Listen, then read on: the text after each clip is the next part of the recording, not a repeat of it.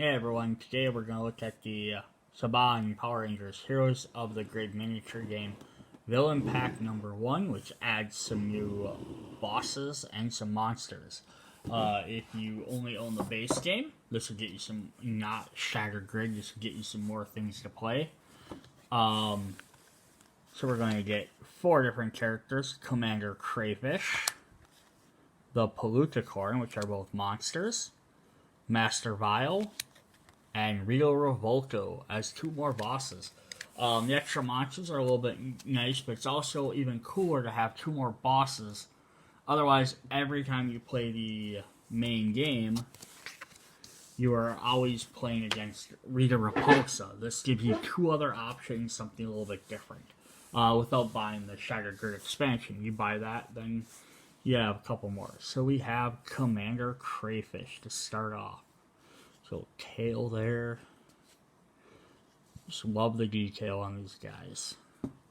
Alright, let's see what terrible things you can do. If you're wondering how to play, all that type of stuff, in my first video for just the Heroes of the Grid base set, I do go over what some of the cards do and how it kind of works. It's not a full how to play video. There are other ones out there. I might make one at some point. But I'm not going to re-go over everything in this game unless it's a brand new thing. So we have Claw Crusher. He deals 3 damage to a single ranger twice. He's got a couple of those. And here we have Crayfish Command, taking over the Power Rangers. Deal 2 damage. Increase this damage by 1 for each foot soldier in this location.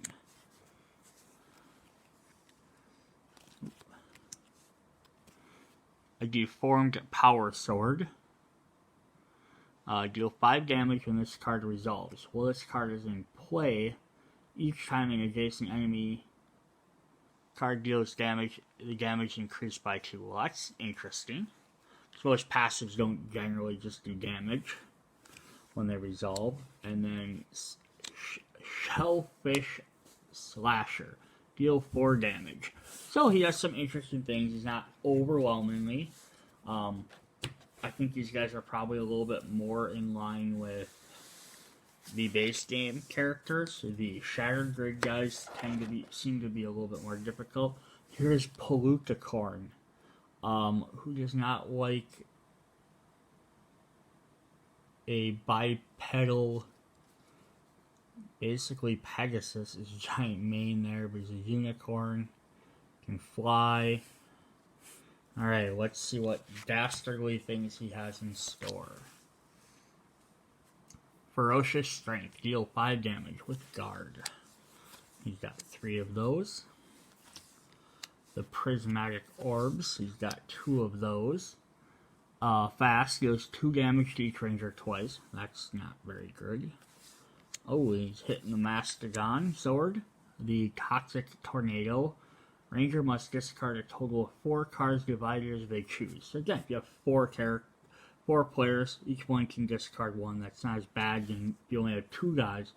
But it's not how many people you have playing, it's how many people you have in that location. So if you have 5 people or 6 people playing, great, but if only 2 of them are in that area, or only 1 are in that area fighting the Poluticorn, you're going to have to do it all by yourselves. And then Unicorn Blaster. Deal 9 damage divided among the Rangers as they choose. Again, you have a bunch of guys in there. That's easier to absorb. You have 1 or 2. That is going to suck. Alright. Next up, we have Master Vile. I want to say this is Rita Repulsa and Rita Revolta's father, if I remember. But I haven't seen the Power Rangers stuff in a long time, so I'm not for sure. If I am wrong, please correct me. He's got this all that detail on his suit, all his chains. He's just a little fist up there like, I'll get you next time, Rangers. Let's see what this boss can do. He's got a Warlock's Curse, which is passive. While this card is in play, the energy cost of all combat cards increased by 1. that sucks, but it's not terrible. Gravity Well, got 2 of those. Deal 3 damage to each ranger twice. Hex Blast, deal 6 damage and then deal another 6 damage. That sucks. Hideous Power. Well, this card is in play. Each time a Master Battle card deals damage, increase that damage by 2. Okay, if this is out, you need to destroy before this hits. Otherwise, that's doing 8 each. That could be terrible. And then Negation Wave, which he has 2 of. Drain 6. That is basically killing everybody's energy. I don't know what happens if you can't draw energy. You might have to discard cards from your deck, which would be even worse. I'd have to look that one up in the rules. But that is that. So then, the final guy we have in this set is Rito Revolta. Rita Repulsa's brother. I don't get how a old witch-looking lady can have a skeleton army guy as a brother, but he has an awesome, his belt kind of looks like teeth. He has little eyes in there, you can see. He's got his combat helmet on. I think the hardest part about if you're trying to actually paint him would be half his body is actually camouflaged and the other half is not. So that would be interesting to see if people paint it trying at a camouflage or they just kind of go like a green and how they do that. And there will be people out there that will do it and it'll look just like it's supposed to, and I will be shocked and astonished. He has this Blade of Bones, which deals 5 damage. Ooh, I like this one. I just like the art. Crushing Impact. Because he's fighting, looks like the Shogun Zord. You don't often see pictures of him fighting the Megazord, so that's pretty cool. And it looks like the Tiger Zord's in back fighting somebody else who is not a character in this game yet. But 3 damage to a single ranger twice. It does 6 damage, but you gotta dodge it differently. Flamethrower. Deals 3 damage to each ranger. Hideous Strength, passive. While this card is in play, each time a Rito Revolta card deals damage, increase that damage by 2. And Stumbling Fool. Draw 2 cards from Rito Revolta's enemy deck and place them after this card in the combat sequence. Place 1 hit token on each of those cards. So that's kind of cool, like he gets 2 extra cards, but they also start off a little damage. But I'd rather have no extra cards than 2 more that I have to try and deal with. And that's just me personally. The other thing I'm going to go through right away is here we have the Foot Soldiers pack. So what this was is it lets you get more soldiers, so if you're playing more games, you can you can get more characters. I'm not going to sit here and take all these guys out. We're just going to kind of fan the camera over. Well, we got extra Mastodon Troopers. There's 3 of those. We got some extra putties. There's 3 of those. Extra Super Putties. There's 3 of those. And then the other things in here are the Z Putties and the Tengu Warriors. And I'm not going to take these guys out right now because... So, if you've been watching all my other videos in order, you haven't seen the Z Putties or the Tengu Warrior. They are part of the... As of right now, they are part of the Kickstarter, the Green Ranger and White Ranger expansions. Green with Evil, White Light. I'm imagining because they're releasing it in the mass market extra pack that they will release them somehow another way so you can get more of them. Last thing I'm going to one of the last things, not the last thing. What am I talking about? I still got Zords to go through. These are the dice packs you can buy. You do not need these to play. The base game comes with 6 dice, which is... I don't think there's any general card that takes more than 6 dice. There are some cards that, like, you play 6, you can add extra dice doing this and that. But what's cool about these is because you can get them in the Ranger colors. So that means each Ranger playing can have their own colored dice. Some people ordered, during the Kickstarter, they were ordering 3 packs of these so that they had 6 dice for each Ranger, because then essentially they'd be like, they have a full set of dice for each colored Ranger. Some were ordering more so they could have 2 per every single Ranger, so being that between the base game and Shattered Grid, there's 3 red Rangers and 3 pink Rangers. They wanted enough dice so that each Ranger could have 6 dice if you wanted to play each. That's a little overkill for my taste. But I do like the idea of each Ranger can, like, generally have 2 of their own dice. And then share the other dice around.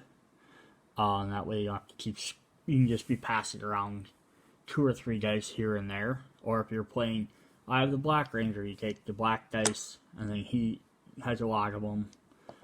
We also see there are the Green Ranger dice and the White Ranger dice. And again, they are currently our Kickstarter only characters, but they have said they will release those 2 later on. I do actually have at least one more set of these dice coming. I ordered with the future expansion for Bulk and Skull, because I had to order something else to go with that. So I actually have 4 of each color, which I think will be more than enough for most of the characters to use. Alright, so up next here we have the Megazord Deluxe figure. This is not required to play the game in whatsoever. Not like expansions that you don't have to buy to continue playing the game, but they add more things. The Megazord does not actually add anything. I already took him out. So this is the giant Megazord. I mean, look at the detail. There's your saber-toothed tiger, Triceratops. Your arms are your mastodon, and the T-Rex is in the middle, of course. You've got guns on the back. Your pterodactyl Zord here. And then he's got his power sword he actually comes with, which fits into his hand. So basically, if I'm playing this game now, instead of having this little tiny token that's like that big, I can set this giant Megazord wherever I want. Here's a size comparison to one of the other Power Rangers. Just so you can see how big it actually is. And then here it is, both of them compared to like a boss figure. So I mean, it's twice the size of a boss, 3 times the size of a regular Power Ranger. So that's pretty epic. Even like they have a different, he has like the tank treads, she has some wheels. It's just the detail they have on these things is incredible. So we're going to look at the Cyclopsis one next. So here's Cyclopsis. Unlike the regular Megazord, the Cyclopsis actually has a function in the game. He is an extra hard boss you can fight. Introduction. This boss includes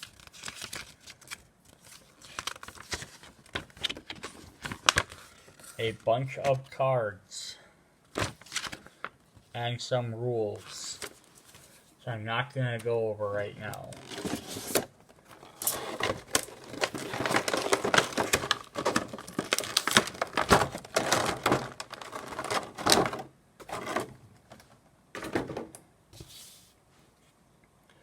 Here is the massive Cyclopsis. This is Golgar's Zord, if I remember correctly. So let's compare him to the Megazord. You can see it's actually a little bit bigger than the Megazord. And if we compare him to some of the other characters, to Rico and a Power Ranger. Those are intimidating. I don't think the Power Rangers are normally supposed to fight Zords. But why not, right?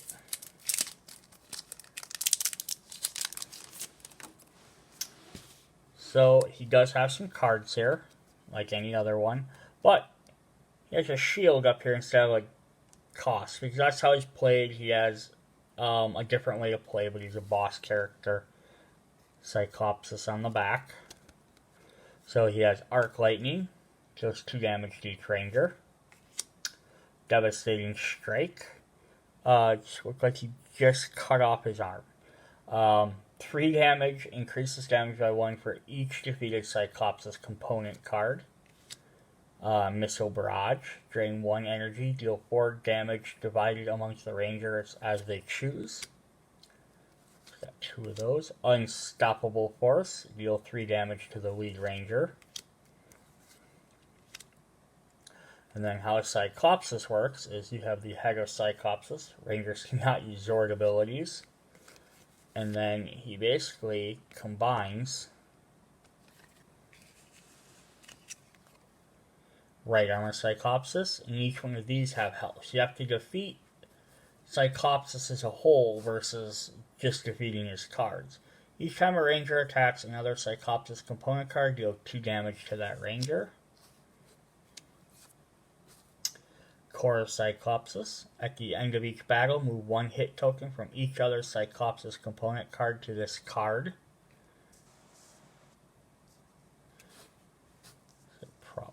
They have little dots here that show where they're supposed to connect. But I also think that, like, art-wise, it would be something more like this. They kind of overlap a bit. The left arm of Cyclopsis, each other Cyclopsis component has 1 health. So that'd be one you'd probably want to take out quick. Right leg is Cyclopsis. At the start of each battle, draw and resolve 1 Cyclopsis enemy card. And left leg is Cyclopsis. At the end of each battle, draw and resolve 1 Cyclopsis enemy card. And there is his deployment card. So he deploys just like a regular boss, but then you play all of these cards instead of the other ones, and basically he's like ultra hard mode.